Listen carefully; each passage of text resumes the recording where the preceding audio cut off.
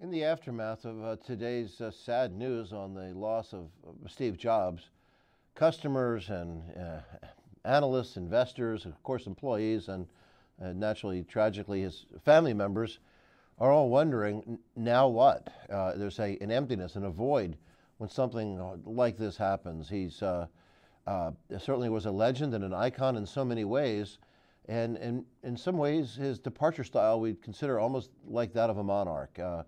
When a monarch dies, as a matter of fact, the palace crier will say, announce first, long live the king, as we have a king to celebrate, and then they announce the king is dead, and then they respond with, long live the king, because the new one's been identified.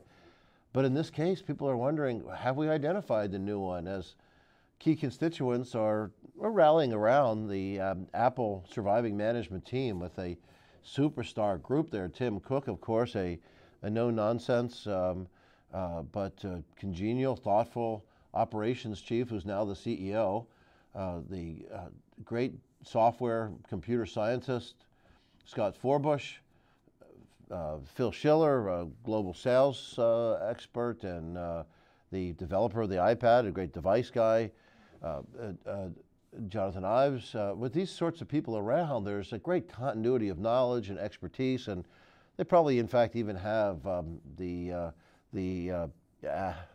iPhone 5 and iPhone 6 stored away, ready for some later stage development. But I'm sure there's some backlog to carry the company for a while. But still, are any of these people the king? Any of these people the new Steve Jobs? And no, they won't be. You don't just fabricate a Steve Jobs through going to the blister pack at a cash register, or trying to get a Steve Jobs through a college campus, or trying to get a Steve Jobs by just identifying somebody in your management development program and your succession charts, or in the messianic search of an executive recruiting firm. They're very hard to identify because this is not just getting another talented business leader, which is sometimes hard enough to do on its own. This is to go out and find a folk hero. And business leaders every now and then become folk heroes. Sometimes it's warriors, sometimes it's politicians. Wherever society's greatest uncertainty is, we look for a hero to give us a code of conduct. And that's what Steve Jobs would do, give us a path, a way of understanding how to make sense of the technological revolutions around us and make it part of our life. He made it less threatening. He understood the consumer.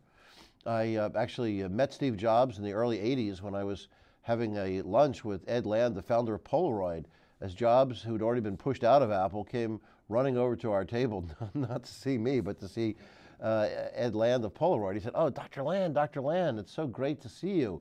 It's such a legend to me. In the creation of my last company, I modeled it on this great noble experiment of progressive management practices and being on the edge of science and technology and society, and doing it in my new company." And Ed Land said, "Well, this is Dr. Sonnenfeld, and I'm sorry, I don't know who you are." I mean, you'd have recognized him 2 football fields away.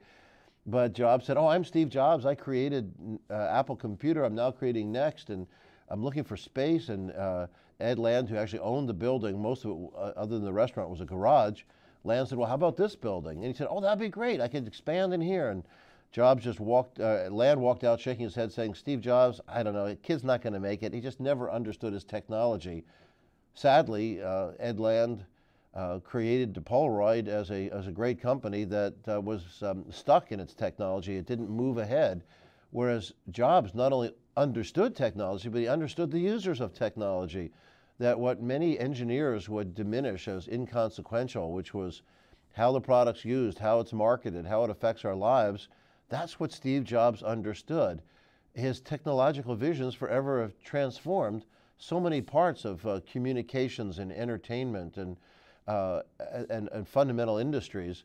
But that sweeping technological impact is one great quality of a folk hero. Another one is the common touch, the common origins. Here, this child abandoned at birth as put up for adoption and drop out from Reed College, and there's a common touch about him. His kids went to public school, so folks could identify with him. A third quality of a folk hero is not just the common touch and the transforming technologies, because this is also what Thomas Edison and Alexander Graham Bell and Andrew Carnegie and others have done is he had setbacks. Uh, Even Thomas Edison, who one of his early inventions was the two-way flow of communications on a telegraph wire. Jay Gould, the robber baron, had manipulated things to take control of that invention and some other inventions of Edison's. That Walt Disney failed two times before launching the Walt Disney Company. Henry Ford failed twice before getting the Ford Motor Company off the ground. These were scarring incidences, but it helped them transform who they were. Their character was tempered and tested by the adversity, and they were different leaders when they came back again. Steve Jobs was different when he came back to Apple. He was quite divisive early on at Apple, much more inspiring as he returned to Apple. Another quality that they have is they also have large, sweeping visions for all of society. They aren't content to just deal with the brick and mortar of their own business, but what this business can mean for others around them. These are ways where Steve Jobs is, again, more than a business leader, but an authentic folk hero. And what we need to do is to try to learn, how do we deal with people that are sometimes a little volatile, explosive, and creative. Steve Jobs was a difficult person at times. Some might say Jeff Bezos has the challenging moments, the founder and CEO of Amazon, or Sergey Brin and Larry Page of Google, or Mark Zuckerberg today of Facebook. They often tend to be entrepreneurs because our large companies tend to crush that kind of challenging spirit. Sigmund Freud reminds us that it's these people that he called society's discontents who forever change the world. In fact, they often think in terms of an immortal quest through their work. We need to learn how to operationalize that and embrace that in ways that doesn't hurt other people by their sometimes toxic personalities. But they're never done. They're never calm. Robert Motherwell, the great painter, once said that the wonderful thing about the creative process is that it's never done. The anguish of the uncompleted work and the pleasurable challenge is always still there. And he refers to artists who sneak into galleries at night to touch things up. That's the kind of person that Steve Jobs is. That's what the kind of person that we need to create. And last week I was in Singapore on stage with the head of China's state-owned enterprises. And he was 75% of China's economy. And he was talking about why they're going to keep these state-owned enterprises, because they have more patient capital than a lot of Western free enterprise that's become so short-term oriented. They thought that's a competitive strength, and it has some advantages, we have to admit. But what it doesn't have is the ability to capture these entrepreneurs, these restive souls, these people that want to push the edge, take risks, and that's what we need to figure out, how we continue to cultivate and identify people who've had setbacks and see that those people, in fact, as they conquer adversity, are truly heroic figures and need to be celebrated. Thank you very much.